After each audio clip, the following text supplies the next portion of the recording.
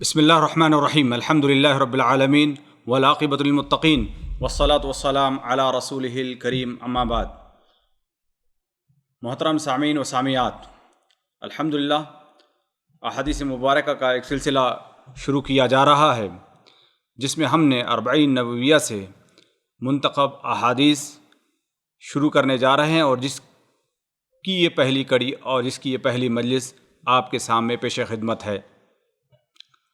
آج پہلے حدیث انما الاعمال بالنیات، آئیے ہم مکمل حدیث سماعت فرماتے ہیں۔ عن عمر رضی اللہ عنہ قال سمعت رسول اللہ صلی اللہ علیہ وسلم یقول انما الاعمال بالنیات وانما لكل امرئ ما نوى فمن كانت حجرته الى الله ورسوله فحجرته الى الله ورسوله ومن كانت حجرته لدنيا يصيبها او امرأة ينكحها فحجرته الى ما هاجر اليه متفق علیہ۔ صحیح بخاری اور مسلم کی یہ روایت اور اس کا سلیس اردو میں ترجمہ سماعت فرماتے ہیں۔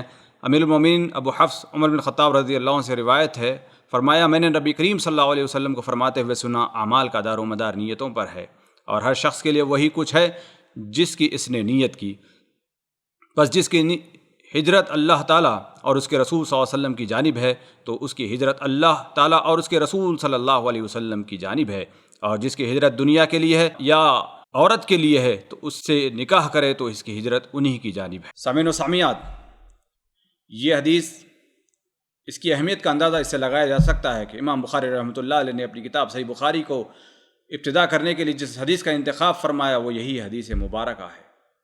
اس حدیث کی اہمیت کے تعلق سے بہت سارے علماء کرام کے اقوال ہمیں ملتے ہیں۔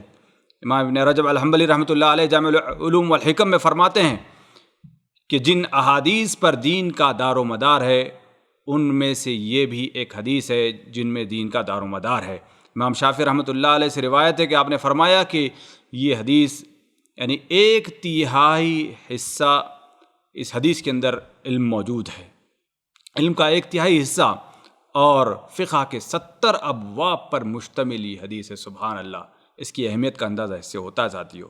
اور اسی طریقے سے امام احمد بن حنبل رحمۃ اللہ علیہ سے روایت ہے کہ انہوں نے فرمایا کہ دین کی بنیاد جو 3 حدیثوں پر مشتمل ہے ان میں سے ایک حدیث یہ بھی ہے کہ جن میں یعنی امام احمد بن حنبل رحمۃ اللہ علیہ چوٹی کے امام، ان کا یہ کہنا کہ دین کی جو بنیاد چند 3 حدیثوں پر ہے، انہوں نے ذکر کیا ایک حدیث جس میں انما الاعمال بالنیات یہ ہے، اور اسی طریقے سے حضرت عائشہ رضی اللہ تعالی عنہا کی حدیث من احدث فی امرنا ھذا فهو رد، یہ حدیث ہے حضرت نعمان بن بشیر کی حدیث الحلال بین والحرام بین۔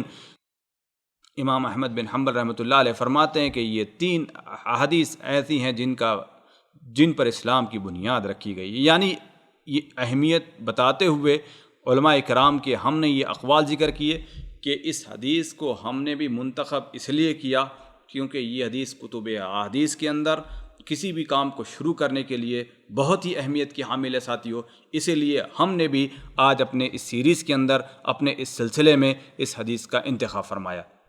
حدیث پر آپ سامنے پیش کر سکتے ہیں۔ حدیث کے اندر جیسے حدیث شروع ہوتی ہے انما الاعمال بالنیات، یہاں پر دیکھا جائے گا نبی کریم صلی اللہ علیہ وسلم کے الفاظ ہمارے اور آپ کی طرح کے عام الفاظ نہیں ہوا کرتے۔ آپ صلی اللہ علیہ وسلم کے الفاظ بھی نپے تلے الفاظ، نبی کریم صلی اللہ علیہ وسلم کو جوامع الکلم عطا کیا گیا تھا۔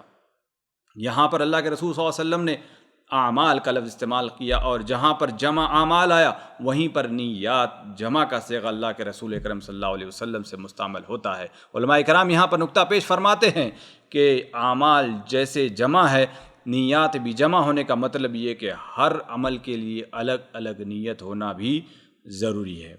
اور علماء کرام یہاں پر اس بار انما الاعمال بالنیات پر نقطہ پیش فرماتے کہتے ہیں کہ اعمال وہ چیز ہیں جو ظاہری عبادتیں ہیں اور جس کا تعلق ظاہر سے ہے، جس کو لوگ دیکھتے ہیں، لیکن نیات وہ ایسی عبادت، باطنی عبادت جس کا تعلق صرف اللہ وحدہ لا شریک سے ہے، کہ اللہ رب العالمین ہی نیتوں کو جاننے والے ہیں کہ اللہ رب کون کس کی نیت کیسی ہے اور کس کے لیے وہ کر رہا ہے۔ تو ساتھیو آئیے، کیونکہ اس حدیث کا لب لباب یہی ہے اور یہی جملہ جو سب سے اہم ترین بنیاد بنتا ہے اس حدیث کو پیش کرنے میں اسی کی طرف ہم تھوڑی سی توجہ دلاتے ہیں۔ اللہ رب العالمین قرآن و حدیث کے اندر اس تعریف کیا فرمایا گیا؟ اعوذ باللہ من الشیطان الرجیم، اللہ رب العالمین فرماتے ہیں منکم من یرید الدنیا ومنکم من یرید الآخرہ۔ آل عمران آیت نمبر 152 کے اندر اللہ رب العالمین نے فرمایا، صاف فرما دیا کہ تم میں جو بھی کچھ کام کرتے ہو، کچھ لوگ ایسے ہیں جو دنیا چاہتے ہیں اور کچھ لوگ ایسے ہیں آخرت چاہتے ہیں۔ اور اسی کی تشریح کرتے ہوئے اللہ رب العالمین نے سورہ شورى آیت نمبر 20 میں اللہ رب العالمین نے صاف فرما دیا، من کان یرید حرث الآخرۃ نزید له فی حرثہ ومن کان یرید حرث الدنیا نؤتہ منہا وما له فی الآخرۃ من نصیب۔ سبحان اللہ، اللہ رب العالمین کا صاف فرمان کہ اگر کوئی دنیا کے لیے، آخرت کے لیے کھیتی کرتا ہے تو اللہ رب العالمین اس کی اس کھیتی میں اضافہ فرماتے ہیں۔ جو کام آخرت کے لیے ہوتا ہے اس کی برکتیں ہی برکتیں الگ ہوا کرتی ہیں، اور جو کام دنیا کے لیے ہوتا ہے اللہ رب العالمین فرماتے ہیں کہ ہم کچھ تو کچھ اس کو دے دیتے ہیں دنیا کے لیے۔ لیکن سب سے بڑی خطرناک بات اللہ رب العالمین کی طرف سے سب سے بڑی وعید یہاں پر آئی، وَمَا لَهُ فِي الْآخِرَةِ مِن نَصِیب، آخرت میں اس کے لیے کوئی حصہ نہیں ہے۔ ساتھیو، ہمیشہ دعا کرنا چاہیے کہ اللہ رب العالمین ہمیں خلوص نیت عطا فرمائے۔ یہ ایک بہت ہی اہم ترین چیز ہے۔ نبی کریم صلی اللہ علیہ وسلم اسی نیت کی اہمیت کو بتاتے ہوئے آپ صلی اللہ علیہ وسلم نے فرمایا، انما یبعث الناس علی نیاتہم، کہ لوگ قیامت کے دن اپنے نیتوں کے حساب سے اٹھائے جائیں گے۔ یقیناً اس لیے اس نیت کو ٹٹولنا، اس نیت کو پرکھنا بہت ضروری ہے۔ علماء کرام بھی اس اقوال سلف بھی سے پیچھے نہیں ہے۔ علماء کرام کے اقوال دیکھیے، ہم سنتے ہیں امام یحییٰ ابن کثیر رحمۃ اللہ علیہ فرماتے ہیں کہ نیت کو ٹٹولو کیونکہ یہ عمل سے بھی بڑھ کر ہوا کرتی۔ سبحان اللہ، کیا پیاری بات فرمائی کہ نیت کو چیک کیا کریں ہم اپنے آپ کو، کتنے پانی میں ہم کس لیے کر رہے ہیں، کیونکہ نیت اگر صحیح ہوگی وہ بات ہمارے سامنے ہونی چاہیے۔ نبی کریم صلی اللہ علیہ وسلم کا فرمان کہ 1 دینار 1000 دینار سے بڑھ گئے، اس کا کیا مطلب ہے؟ یہی اس کی تشریح ہے کہ اگر ہم اپنے 1 دینار کو ویلیوبل بنانا چاہتے ہیں، اس کی اہمیت کو بڑھانا چاہتے ہیں، اس کی قد و منزلت کو بڑھانا چاہتے ہیں، تو اس کے لیے صرف اور صرف نیت درکار ہے کہ اگر ہماری نیت اگر درست ہے تو اس کی ویلیو اتنی بڑھ جائے گی کہ وہ 1000 دینار سے بھی زیادہ۔ یہی بات امام یحییٰ ابن کثیر رحمۃ اللہ علیہ فرماتے ہیں، امام سفیان ثوری رحمۃ اللہ علیہ فرماتے ہیں کہ میں نے نیت سے زیادہ کسی کا علاج مجھ پر شاق ہوتے ہوئے نہیں دیکھا۔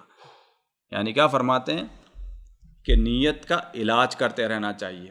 ایسے نہیں کہ اللہ رب العالمین نے گفٹ کے طور پر دے دیا ہے، ہر ایک کے پاس اخلاص ہی اخلاص کی دولت الا ماشاء اللہ اللہ رب العالمین کی طرف سے آ جائے۔ لیکن علماء کرام کی یہ حدیثیں، علماء کرام کی یہ باتیں ہمیں اس بات کی طرف اشارہ کرتی ہیں کہ یقیناً شیطان ہمارا دشمن ہے۔ ہم کچھ بھی کام کرنا شروع کرتے ہیں تو سب سے پہلے اٹیک ہماری نیت پر کرتا ہے، ریاکاری ہمارے درمیان لاتا ہے، کسی نہ کسی قسم کے فتنے ہمارے سامنے کھڑے کر دیتا ہے۔ لیکن عقل مند وہ ہے کہ جو اس نیت کا علاج کرے، کیونکہ یہ بڑے بڑے علماء کرام فرماتے ہیں کہ ان کے اوپر نیت کا علاج کرنا سب سے بھاری عمل کام لگتا تھا، تو پھر ہمارے اوپر کیوں نہیں لگے گا؟ جب علماء کرام کی نیتیں ان کا علاج کرتے ہوئے انہیں پریشانی ہوتی ہے تو ہمیں تو بدرجہ اولا پریشانی ہوتی ہوگی، لیکن اس پریشانی کو سہنا ہوگا اور علاج کرنا ہوگا۔ اور آخر میں اپنی اس قول پر اپنی بات کو ختم کروں گا۔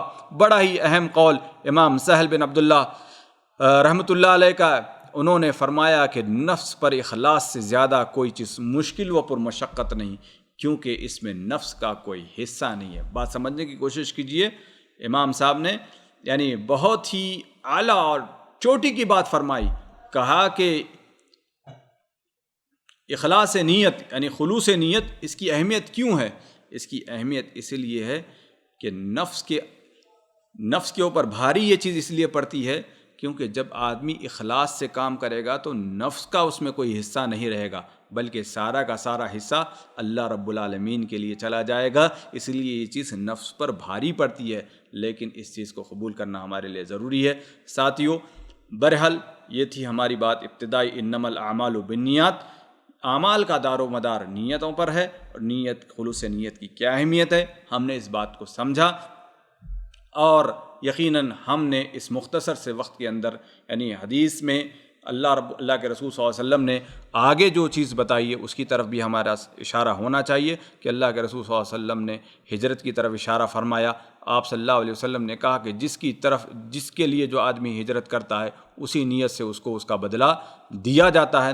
یہاں پر علماء کرام نے کہا کہ ہجرت بھی وہ چیز ہے جو قیامت تک کے لیے رہے گی. جب اس کی ضرورت پڑے گی تو ہجرت کی بھی اہمیت اس حدیث کے ان الفاظ سے واضح ہوتی ہے. اللہ رب العالمین سے دعا ہے کہ اللہ رب العالمین ہم تمام کو سننے کے ساتھ عمل کی توفیق عطا فرمائے. اللہ رب العالمین نیک بنائے خاتمہ بالخیر ایمان فرمائے. سبحان ربک رب العزت عما یصفون وسلام علی المرسلین والحمد للہ رب العالمین. السلام علیکم ورحمۃ اللہ وبرکاتہ.